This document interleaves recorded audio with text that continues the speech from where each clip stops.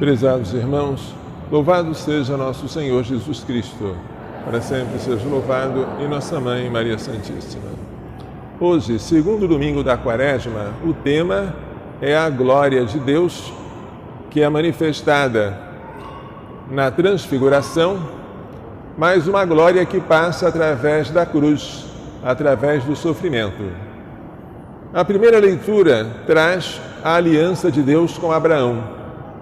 A Abraão foi prometida uma descendência numerosa como as estrelas do céu e como os grãos de areia da terra. A Abraão e a sua descendência foi prometida a terra de Canaã.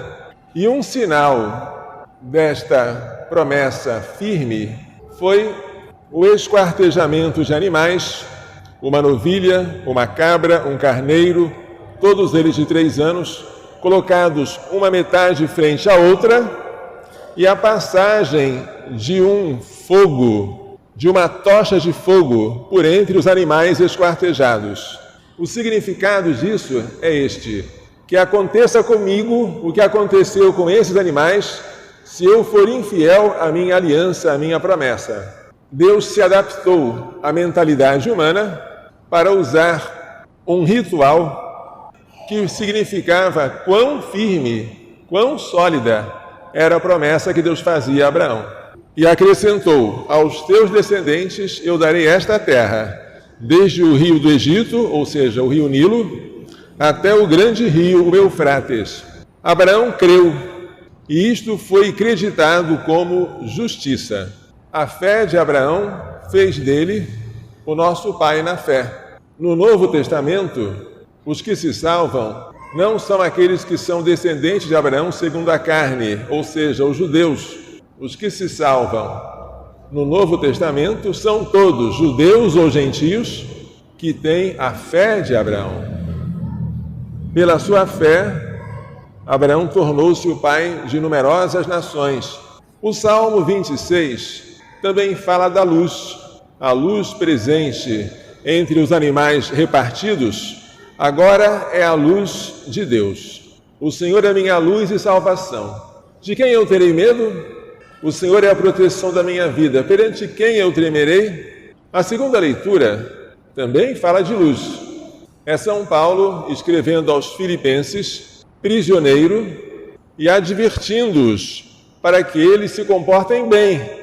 Sede meus imitadores. São Paulo tem o direito de falar isso, porque ele está preso por causa de Cristo.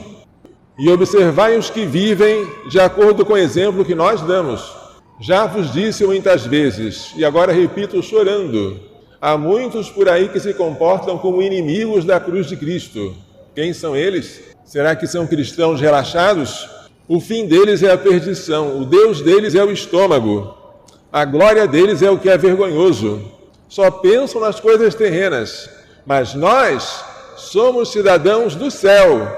De lá aguardamos nosso Salvador, o Senhor Jesus Cristo, que transformará o nosso corpo humilhado, ferido, cansado, mortal, e o tornará semelhante ao seu corpo glorioso. O corpo de Jesus é um corpo vivo, imortal e luminoso, cheio de luz, com o poder que tem de sujeitar a si todas as coisas. Assim, meus irmãos, a quem quero bem, dos quais sinto saudade, minha alegria, minha coroa, meus amigos, continuai firmes no Senhor. A aliança que foi feita com Abraão foi feita por meio do sangue de animais. A aliança que foi feita com Moisés, quando ele recebeu os 10 mandamentos, foi feita por meio do sangue de sacrifícios de novilhos. E a nova e eterna aliança, feita por Jesus Cristo, também foi feita com sangue. Este é o cálice do meu sangue, o sangue da nova e eterna aliança, que será derramado por vós e por muitos, para a remissão dos pecados. Portanto, o sangue está presente em toda parte, mas o sangue, que significa a imolação, a entrega cruenta da vítima a Deus, não é a última palavra. A última palavra é a ressurreição e a vida. Para que os apóstolos não ficassem escandalizados ao ver Cristo totalmente desfigurado na cruz, Cristo quis que eles vissem uma amostra grátis, um sinal da sua glória no Monte Tabor. Não todos os 12, mas apenas 3, os mais chegados a ele, Pedro, Tiago e João, subiram a um alto monte e lá Jesus ficou transfigurado. O seu rosto ficou brilhante e as suas roupas também muito brancas e brilhantes. E apareceram 2 homens, que eram Moisés e Elias, representantes da lei e dos profetas do Antigo Testamento, que conversavam com Jesus. Qual era o assunto da conversa? Era o êxodo que Jesus iria sofrer em Jerusalém. Êxodo quer dizer saída. Jesus iria sair deste mundo e iria voltar ao Pai. A morte de Jesus em Jerusalém é chamada de êxodo ou saída. Os 3 apóstolos viram aqueles 2 homens e a glória de Jesus. Quando eles iam se afastando, Pedro disse a Jesus: Mestre, é bom estarmos aqui. Vamos fazer 3 tendas, uma para ti, outra para Moisés e outra para Elias? É uma ideia infantil. A criança faz assim.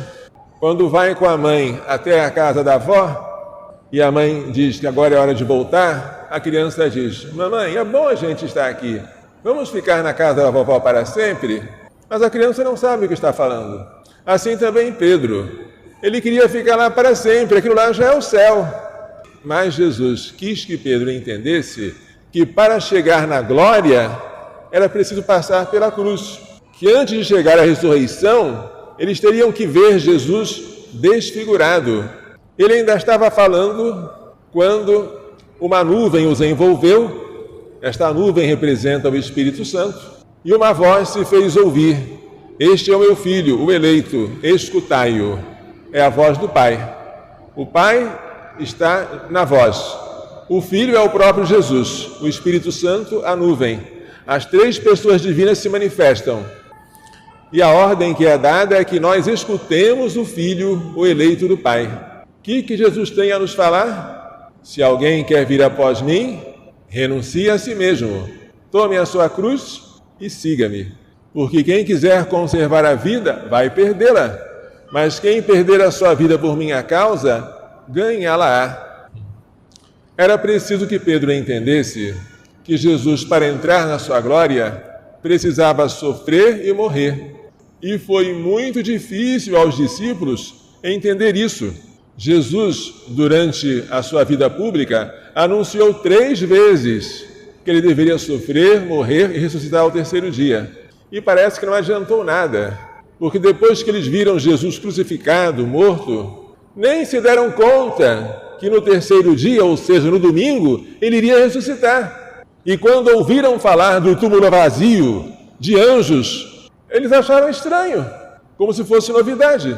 Há muitos dentre nós que também acham novidade dizer que nós estamos aqui para participar do sofrimento de Cristo e só depois participar da sua glória.